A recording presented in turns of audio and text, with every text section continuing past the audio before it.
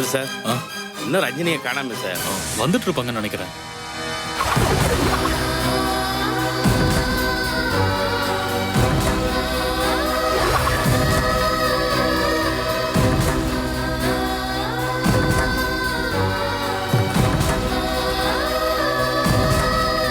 Madam, Rajini அனு ஒண்ணு இல்லடா.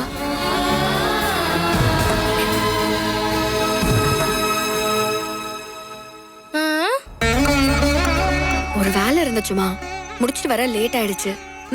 நீ உள்ள போய் விளையாடிட்டு இரு, போ. குழந்தைக்கு தான் ஆபத்துனா இப்ப உனக்கும் ஆபத்தாயிருச்சேம்மா. யாரு மேடம் இப்படி செஞ்சது?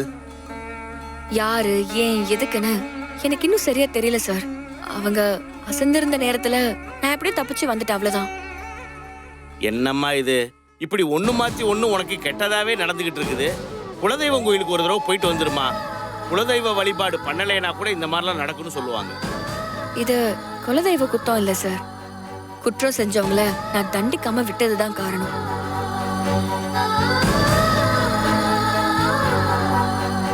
அது எல்லாத்தையும் தூக்கி ஓரமா போடுமா. நிம்மதியா வாழ்றதுக்கு என்ன வழியோ அதை மட்டும் பாருமா. எங்க சார் வாழ விடுறாங்க? என்ன நடந்துச்சு? என்னென்னமோ நடக்குது. இது எல்லாத்துக்கும் காரணம் என்னோட பழைய வாழ்க்கையில தீர்க்கப்படாத ஒரு கணக்கு இருக்கு. அத அவங்க பாணியில தீர்த்து வைக்க இந்த கடத்தல் நடந்துச்சுன்னு நான் நினைக்கிறேன்.